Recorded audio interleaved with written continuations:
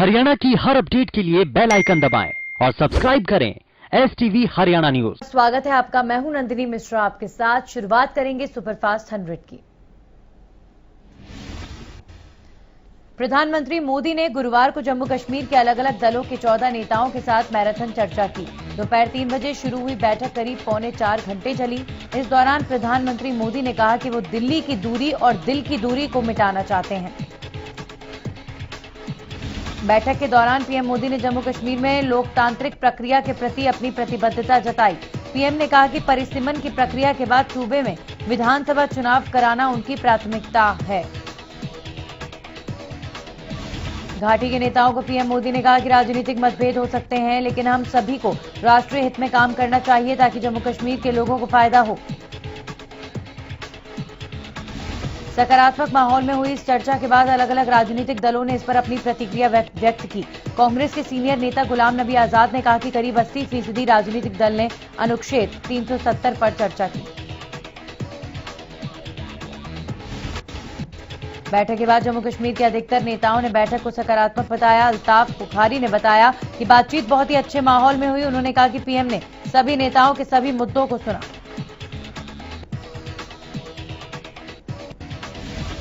सर्वदलीय बैठक के बाद पीडीपी अध्यक्ष महबूबा मुफ्ती ने एक बार फिर पाकिस्तान से बात करने की वकालत की। उन्होंने कहा कि हम चाहते हैं जम्मू कश्मीर में अनुच्छेद 370 फिर से बहाल हो।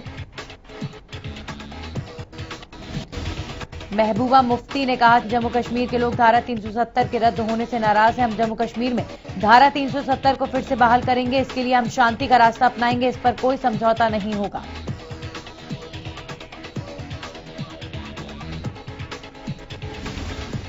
हरियाणा में कोरोना की दूसरी लहर लगातार कमजोर हो रही है। बीते 24 घंटे में कोरोना के सिर्फ 102 नए मरीज सामने आए। हालांकि कोरोना की वजह से एक दिन में 19 लोगों को अपनी जान गंवानी पड़ी। ताजा आंकड़ों के मुताबिक पलवल में 20, कुरुक्षेत्र में 8, फतेहाबाद और पंचकुला में 10-10 नए केस सामने आए हैं। इसी तरह अंबाला और करनाल में 9 और यमुनानगर और सिरसा में 6 नए कोरोना मरीजों की पुष्टि हुई है। प्रदेश में अब तक कोरोना से 9,333 मरीजों की मौत हो चुकी है। वहीं दूसरी ओर 24 घंटे में 253 लोगों ने कोरोना को मात दी, जिसके बाद प्रदेश में कोरोना से ठीक होने वाले लोगों की संख्या 7,56,000 से ज्यादा पहुंच चुकी है। प्रदेश बीजेपी कार्यकारिणी की अहम बैठक में मौजूदा कई मुद्दों पर चर्चा की गई। बीजेपी की नई टीम की पहली बैठक में सीएम मनोहर लाल भी मौजूद रहे। बैठक को बीजेपी राष्ट्रीय अध्यक्ष जेपी नड्डा ने वर्चुअली संबोधित किया। बीजेपी राष्ट्रीय अध्यक्ष जेपी नड्डा ने हरियाणा भाजपा प्रदेश कार्यकारिणी की बैठक को संबोधित करते हुए कहा कि एक समय हरियाणा भ्रष्टाचार का पर्यायवाची था, लेकिन बीजेपी सरकार के आने के बाद भ्रष्टाचारी डरे हुए हैं। बीजेपी राष्ट्रीय अध्यक्ष जेपी नड्डा ने कहा कि आर्थिक और सामाजिक दृष्टि निचले पायदान पर जो लोग थे, मेरा परिवार मेरी पहचान योजना के तहत उनका सशक्तिकरण करने का काम किया गया। बैठक में हिस्सा लेने पहुंचे केंद्रीय मंत्री कृष्णपाल गुर्जर, हरियाणा के कैबिनेट मिनिस्टर मूलचंद शर्मा, करनाल से सांसद संजय भाटिया, पूर्व मंत्री विपुल गोयल, पूर्व मंत्री राव नरबीर सिंह, पूर्व विधायक उमेश अग्रवाल और कई अन्य नेता मौजूद रहे। गुरुग्राम में प्रदेश कार्यकारिणी की बैठक में शामिल हुए पूर्व कैबिनेट मंत्री विपुल गोयल ने कहा कि नए कार्यकारिणी के सदस्य नई ऊर्जा, नए जोश के साथ नई टीम माननीय अध्यक्ष और मुख्यमंत्री जी के नेतृत्व में काम करेगी। विपुल गोयल ने कहा कि नई टीम 2024 की तैयारी और कोरोना को लेकर स्वास्थ्य की सुरक्षा को लेकर ध्यान लगा रही है। आपको बता दें कि प्रदेश बीजेपी की नई कार्यकारिणी गठन किए जाने के बाद बुलाई गई बैठक में मुख्यमंत्री और बीजेपी राष्ट्रीय अध्यक्ष जेपी नड्डा वीडियो कॉन्फ्रेंसिंग के जरिए जुड़े। प्रदेश में 1 जुलाई से स्कूल खोलने की खबरों पर शिक्षा मंत्री कंवरपाल गुर्जर का बयान सामने आया है। शिक्षा मंत्री ने स्कूल खोलने की खबरों को पूरी तरह झूठा और निराधार बताया। कंवरपाल गुर्जर ने कहा कि स्कूल खोलने को लेकर इस तरह का कोई बयान नहीं दिया गया। प्रदेश में स्कूल खोलने पर विचार करने के बाद इसकी जानकारी दी जाएगी। वहीं शिक्षा मंत्री कंवरपाल गुर्जर ने अफवाह फैलाने वालों को चेताते हुए कहा कि ऐसे लोगों के खिलाफ सख्त कार्रवाई की जाएगी। पूर्व मुख्यमंत्री और इनेलो सुप्रीमो चौधरी ओम प्रकाश चौटाला की जेबीटी भर्ती घोटाले मामले में सजा पूरी हो गई। इस बात की जानकारी तिहाड़ जेल प्रबंधन की ओर से दी गई। बहादुरगढ़ के कसार गांव पहुंचे सांसद दीपेंद्र हुड्डा ने मुकेश के परिजनों से मिलकर उनका दुख साझा किया। आपको बता दें कि किसान आंदोलन स्थल पर आग में जलने से मुकेश की मौत हो गई थी। सांसद दीपेंद्र हुड्डा ने कहा कि मुकेश की मौत में से 36 बिरादरी को आघात पहुंचा। इसके साथ ही उन्होंने मृतक मुकेश के परिजनों के आर्थिक मदद के साथ साथ परिवार के सदस्य को नौकरी दिए जाने की मांग की है।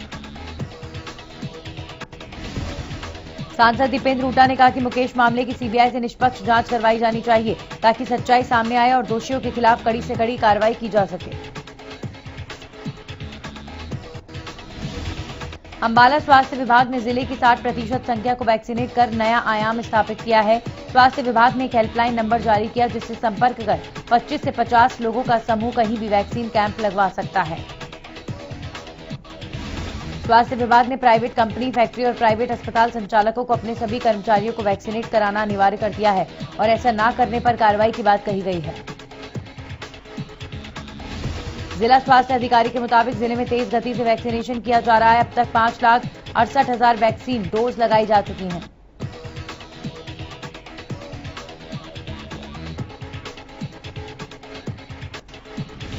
एक बार फिर हरियाणा न्यूज की खबर का असर हुआ। दरअसल टूटने की कगार पर खड़े कोरी गांव में भूमाफियाओं की उगाई की खबर दिखाए जाने के बाद पुलिस प्रशासन हरकत में आया। हरियाणा न्यूज में खबर को प्रमुखता से दिखाए जाने के बाद उगाई करने वाले भूमाफिया पर पुलिस ने एफआईआर दर्ज की। बता दें कि कोरी गांव में जमीन बेचने वाले भूमाफिया लोगों से जमीन की किश्त वसूल कर रहे हैं। मामले का एक वीडियो जारी हुआ था जिसमें देखा जा सकता है कि भूमाफिया के लोग विश्वकर्मा चौक के पास पहुंचकर एक शख्स से बकाए पैसे की मांग करते नजर आए और न देने पर उसके साथ मारपीट की।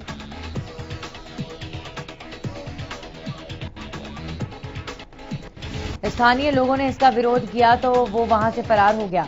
बहरहाल हमेशा की तरह हरियाणा न्यूज ने दबंगाई की खबर को प्रमुखता से दिखाया जिसके बाद मामले में एफआईआर दर्ज की गई। इधर अंबाला में विजिलेंस टीम ने छापेमारी करके एक पटवारी को रिश्वत के पैसे के साथ रंगे हाथ गिरफ्तार किया। विजिलेंस की टीम ने नारायणगढ़ सचिवालय से पटवारी को गिरफ्तार किया।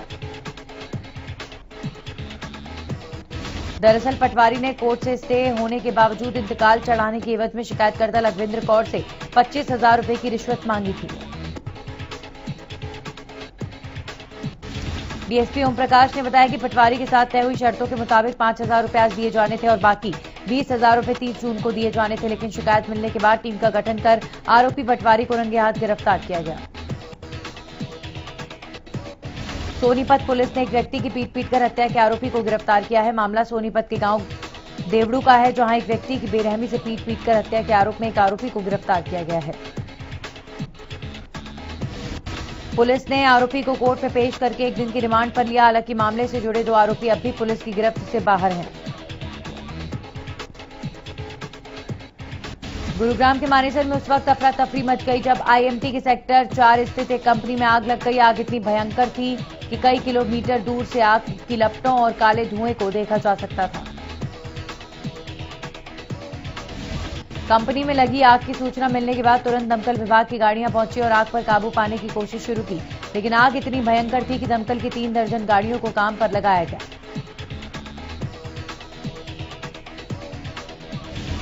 पंचकुला सेक्टर 25 में पुलिस अधिकारी के साथ मारपीट का मामला सामने आया। दरअसल शराब के नशे में धुत 2 युवक एक सैलून में घुसे और वहां की महिला कर्मचारी के साथ छेड़छाड़ करने लगे। इस पर जब सैलून के मालिक ने पुलिस को सूचना दी तो मौके पर पुलिस की टीम पहुंची। जब एएसआई राजेंद्र ने दोनों युवकों को रोकने की कोशिश की तो उन्होंने एएसआई के साथ मारपीट शुरू कर दी। इस दौरान उन्होंने पुलिस अधिकारी की वर्दी भी फाड़ दी। बहरहाल मामले को गंभीरता से लेते हुए पुलिस की टीम ने एक आरोपी को गिरफ्तार किया जबकि दूसरा वहां से भागने में सफल रहा, जिसकी तलाश की जा रही है।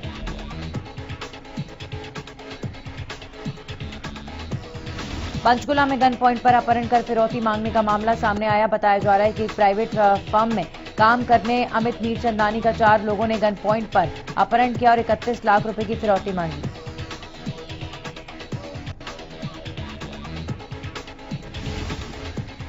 मामले की जानकारी पुलिस को देने पर पुलिस ने अमित मीरचंदानी का लोकेशन ट्रेस करने के लिए उनके मोबाइल नंबर को सर्विलांस पर लगाया। पुलिस को पीड़ित अमित मीरचंदानी की लोकेशन एमडीसी मनु वाटिका मिली।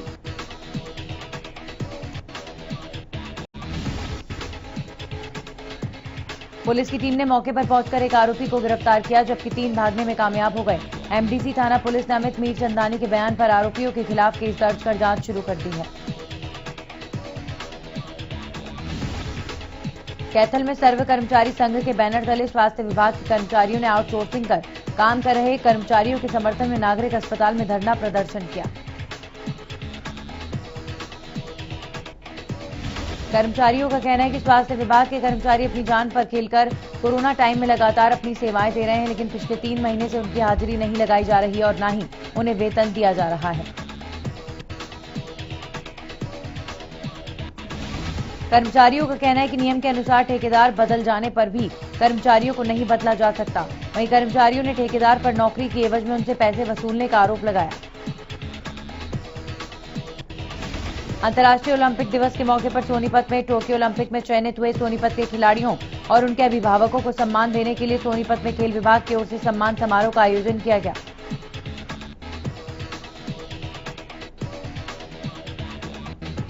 अंबाला शहर जलबेड़ा रोड पर इंडिपेंडेंट फैशन कंसल्टेंट सेंटर में नियमों की धज्जियां उड़ाई जा रही हैं और ट्रेनिंग के लिए बिना किसी के परमिशन के बच्चों को सेंटर पर बुलाया जा रहा था। जब पुलिस को सूचना मिली तो पुलिस ने रेड मारी।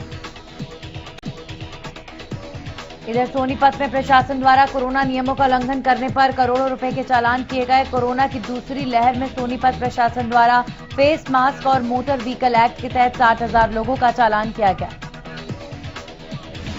इनमें से 55,000 चालान फेस मास्क न पहनने वालों के और 5,000 चालान मोटर व्हीकल एक्ट के तहत किए गए। इन 60,000 चालान से प्रशासन ने 3 करोड़ 76 लाख रुपए जुर्माने के रूप में वसूले हैं। इस दौरान 288 लोगों के खिलाफ एफआईआर दर्ज की गई और 342 लोगों को सलाखों के पीछे भेजा गया। इधर यमुनानगर में बेखौफ स्नैचर्स का आतंक जारी है। बेखौफ स्नैचर सुबह के समय ही ज्यादातर स्नैचिंग की वारदातों को अंजाम दे रहे हैं। गुरुवार सुबह भी स्नैचर्स ने 2 बुजुर्ग महिलाओं को अपना निशाना बनाया और महिलाओं के गले से सोने की चेन खींचकर फरार हो गए। वहीं इन 2 वारदातों में से एक स्नैचिंग की वारदात सीसीटीवी में कैद हो गई। फिलहाल पुलिस ने दोनों ही मामलों में मामला दर्ज कर जांच शुरू कर दी है। इधर इंद्री किले मोहल्ले के वार्ड नंबर 4 में एक नवविवाहिता ने फांसी लगाकर खुदकुशी कर ली। संदिग्ध परिस्थितियों में नवविवाहिता शव फंदे से लटका मिला, जिसके बाद इसकी जानकारी पुलिस को दी गई। पुलिस ने मौके पर पहुंचकर शव को कब्जे में लेकर मामले की जांच शुरू कर दी। थाना प्रभारी सतपाल सिंह ने बताया कि मृतका की शादी उत्तर प्रदेश के रहने वाले मुकेश के साथ 7 महीने पहले हुई थी। शादी के बाद मुकेश अपनी पत्नी के साथ इंद्री में वार्ड नंबर 4 के एक किराए के मकान में रह रहा था। फिलहाल एफएसएल और पुलिस की टीम मामले की जांच में जुटी हुई है। करनाल में अंधविश्वास के चलते एक आत्महत्या का मामला सामने आया। जुंडला गांव में तांत्रिक विद्या में फंसकर एक व्यक्ति ने घर पर फांसी लगाकर आत्महत्या कर ली। मृतक के परिजनों ने पड़ोसियों पर शख्स को तांत्रिक विद्या में फंसाकर आत्महत्या के लिए उकसाने का आरोप लगाया। पुलिस ने 3 लोगों के खिलाफ मामला दर्ज कर जांच शुरू कर दी है। पेहुआ के गांव बोधनी के पास एक शव बरामद हुआ, जिससे पूरे इलाके में सनसनी फैल गई। सूचना पाकर मौके पर पहुंची पुलिस ने मामला दर्ज कर जांच शुरू कर दी है।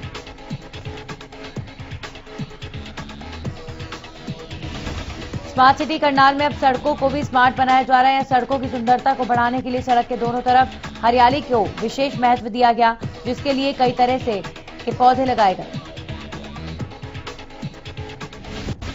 इसके साथ ही सड़क की दीवारों को भी सुंदर कलाकृतियों से सजाया जा रहा है। करीब 4 किलोमीटर लंबी सड़क के दोनों साइड पर फुटपाथ पर पेवर ब्लॉक लगाए जा चुके हैं। वहीं चैनल लिंक फेसिंग का काम पूरा हो गया है। इसके साथ ही हरियाणवी संस्कृति और आधुनिक कृषि को लेकर मनमोहक और आकर्षक तस्वीर बनाई जा रही है। सड़क के दोनों तरफ साइकिल ट्रैक भी बनाया जा रहा है, जिस पर थर्मोप्लास्ट पेंट होगा।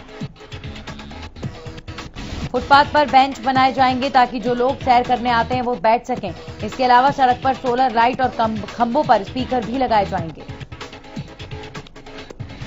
हरियाणा पुलिस में सिपाही और एएसआई के पद पर भर्ती करवाने के नाम पर करीब 55 लाख की ठगी करने का मामला सामने आया। पुलिस ने पीड़ित की शिकायत पर एक व्यक्ति के खिलाफ ठगी का मामला दर्ज कर जांच शुरू कर दी है। घटना के बाद से आरोपी फरार बताया जा रहा है। इससे पहले भी आरोपी पर चंडीगढ़ में इसी तरह की धोखाधड़ी के मामले दर्ज हैं। अंबाला नगर निगम कमिश्नर एक्शन मोड में नजर आए। नगर निगम कमिश्नर ने मंगलवार रात अंबाला के हालातों का जायजा लिया। सफाई व्यवस्था, स्ट्रीट लाइट और अन्य मुद्दों पर इंस्पेक्शन की। कैथल में आपसी विवाद को लेकर की गई फायरिंग में 4 लोग घायल हुए। बताया जा रहा है कि घायलों को इलाज के लिए सिविल अस्पताल में भर्ती करवाया गया। मामला अर्जुन नगर इलाके की गली नंबर 3 का है। बहरहाल पुलिस ने मामले को गंभीरता से लेते हुए जांच शुरू कर दी। हालांकि इस मामले पर कुछ भी कहने से पुलिसकर्मी बचते नजर आए। तो शाम में वार्ड नंबर 16 के निवासी आजकल बदबूदार गंदा पानी पीने को मजबूर है, जिससे यहां गंभीर बीमारियों का डर बना हुआ है। लोगों का कहना है कि उन्होंने अपनी समस्या को लेकर शिकायतें भी की, लेकिन उनकी समस्या का समाधान नहीं हुआ। स्थानीय लोगों का कहना है कि यहां सप्लाई होने वाला पानी इतना गंदा है कि इसे पीना तो दूर, इसे नहाने या दूसरे कामों में इस्तेमाल करना मुश्किल है। उनका कहना है कि पानी गंदा होने के साथ साथ बदबूदार भी है। लोगों के मुताबिक कुछ दिन पहले संबंधित विभाग के कर्मचारी पाइपलाइन लीकेज को ठीक करने तो आए थे, लेकिन यहां आज भी समस्या जस की तस बनी हुई है। इधर झज्जर के भदानी गांव में तालाब सूखने के चलते पशुपालन को लेकर ग्रामीण दिक्कत का सामना कर रहे हैं। ग्रामीणों के मुताबिक उनके गांव में पशुओं को पानी पिलाने के लिए 3 बड़े तालाब हैं, लेकिन किसी भी तालाब में पानी न होने के चलते गांव के करीब 1400 परिवारों को परेशानियों का सामना करना पड़ रहा है। ग्रामीणों ने बताया कि वो कई बार प्रशासन से गुहार लगा चुके हैं, लेकिन उनकी समस्या का अभी तक कोई समाधान नहीं हुआ। पानी न होने के चलते उनके पशु लगातार बीमार हो रहे हैं, जिससे उनका पशुपालन व्यवसाय भी प्रभावित हो रहा है। इधर जींद के बाल भवन रोड पर मोबाइल की दुकान में हुई लूट का सीसीटीवी फुटेज सामने आया। 2 दिन पहले बाइक पर सवार होकर आए 2 लुटेरों ने दिन दहाड़े मोबाइल की दुकान में घुसकर लूट की वारदात को अंजाम दिया था। दोनों लुटेरे पिस्तौल के दम पर दुकानदार से मोबाइल फोन लूटकर बाइक से फरार हो गए थे। इन लुटेरों में से एक ने मास्क और चश्मे से, दूसरे ने हेलमेट से अपना चेहरा ढका हुआ था। अब पुलिस सीसीटीवी फुटेज के आधार पर लुटेरों की तलाश में जुट गई है। पानीपत से एक दिल दहला देने वाला मामला सामने आया, जहां छोटे बच्चों की आपसी कहासुनी में एक महिला ने 4 महीने के मासूम को तेजाब पिला दिया। मासूम बच्चे की मां बाहर पानी लेने गई थी, तभी पड़ोसन ने मासूम को तेजाब पिला दिया। पानीपत के निजी अस्पताल में उपचार के दौरान मासूम की मौत हो गई। पानीपत के सामान्य अस्पताल में परिजनों का रो रो कर बुरा हाल है। परिजनों की शिकायत पर पुलिस ने आरोपी महिला के खिलाफ मामला दर्ज कर लिया है। मासूम का पानीपत के सामान्य अस्पताल में पोस्टमार्टम करवाया जा रहा है। फतेहाबाद के पास बुंदड़ा गांव में बुधवार सुबह गुरुद्वारा साहिब में बड़ा हादसा हो गया, जिसमें गुंबद गिरने से मजदूर की मौत हो गई। हादसे के बाद पुलिस भी मौके पर पहुंची, लेकिन तब तक मिस्त्री ने दम तोड़ दिया था। बताया जा रहा है कि गुरुद्वारे में पत्थर लगाने का काम चल रहा था, तभी गुरुघर पर बना गुंबद गड़ा कर मिस्त्री पर गिर गया और मिस्त्री की मौत हो गई। मौके पर काम कर रहे लोगों ने बताया कि भीषण गर्मी के कारण 3 लोग बाहर आ गए थे, जिससे वे बच गए। जांच के दौरान मृतक का पहचान अशोक कुमार गांव झुंझुनू राजस्थान के रूप में हुई है। अंबाला में सेना के अस्पताल में बतौर लेफ्टिनेंट पद पर तैनात साक्षी सुसाइड मामले में पुलिस ने आरोपी मृतका के पति अंबाला के एयरफोर्स स्टेशन में तैनात स्क्वाड्रन लीडर नवनीत शर्मा को गिरफ्तार कर लिया है। जुलाना में ट्रेन की चपेट में आने से सरपंच की मौत हो गई। बताया जा रहा है कि हादसा उस वक्त हुआ जब जुलाना रेलवे स्टेशन पर सरपंच पैसेंजर ट्रेन में चढ़ गया था। अंबाला में सीआईए ने छापेमारी कर कोरोना नियमों की अनदेखी करने वालों के खिलाफ कार्रवाई की है। अंबाला शहर के एक कोचिंग सेंटर में कोरोना नियमों की धज्जियां उड़ाते हुए मार्केटिंग की कोचिंग दी जा रही थी। मामले की सूचना पुलिस को मिली तो पुलिस ने इलाके में छापेमारी की। छापेमारी के दौरान करीब 150 लड़के और लड़कियां सेंटर में पाए गए। फरीदाबाद में पशु चिकित्सकों ने आंख पर पट्टी बांधकर मेनका गांधी के खिलाफ ब्लैक डे मनाया और सेक्टर 12 में लघु सचिवालय के सामने प्रदर्शन किया। बीते दिनों में सोशल मीडिया पर मेनका गांधी का एक वीडियो वायरल हो रहा था, जिसमें वो पशु चिकित्सकों को लेकर अभद्र भाषा का प्रयोग कर रही थी और उनकी डिग्री निरस्त करने की धमकी दे रही थी। वीडियो सामने आने के बाद देश भर के पशु चिकित्सक मेनका के खिलाफ विरोध प्रदर्शन कर रहे हैं। फरीदाबाद में चिकित्सकों ने मेनका गांधी के व्यवहार की निंदा करते हुए आंख पर पट्टी बांधकर ब्लैक फ्राइडे मनाया। गुरुवार शाम पानीपत में मौसम ने अचानक करवट ले ली, जिससे तेज आंधी और तूफान आने लगी। वहीं इलाके में आंधी के काफी नुकसान की खबर है। हवा इतनी तेज थी कि जिसकी वजह से टोल प्लाजा की छत उड़ गई। गनीमत रही कि इस दौरान किसी भी टोल कर्मचारी को चोट नहीं आई। वहीं इंडस्ट्रीज एरिया में कई ट्रांसफार्मर और बिजली के खंभे गिर गए। प्रदेश में गिरते भूजल को बचाने के लिए सीएम मनोहर लाल द्वारा फसल विविधीकरण योजना शुरू की गई। इस योजना का नाम मेरा पानी मेरी विरासत है, जिसे अब लागू रखने की स्वीकृति प्रदान कर दी गई है। इस योजना के तहत जिन किसानों ने पिछले साल अपने खेत में धान फसल की रोपाई की थी और इस वर्ष उसी खेत में वैकल्पिक फसल बोई है, और उस प्रोत्साहन राशि को प्रदान किया जाएगा। मेरा पानी मेरी विरासत योजना के तहत दी जाने वाली 7,000 रुपए की प्रोत्साहन राशि को 2 किस्तों में दिया जाएगा। पहली किस्त संबंधित कमेटी द्वारा खेत की फिजिकल वेरिफिकेशन करने के बाद 2,000 रुपए प्रति एकड़ और दूसरी किस्त मेरी फसल मेरा ब्यौरा पोर्टल के माध्यम से फसल की बिक्री के दौरान दी जाएगी। सिरसा में एक हनी ट्रैप मामले में महिला के साथ मिलकर अपनी सगे भाई को फंसाने का मामला सामने आया है। जानकारी के मुताबिक दोनों भाइयों ने आपस में किसी बात को लेकर झगड़ा हो गया, जिसके बाद आरोपी उमेश ने महिला के साथ मिलकर अपने ही भाई को बुलाया और उसे दुष्कर्म के मामले में फंसाने की धमकी दी।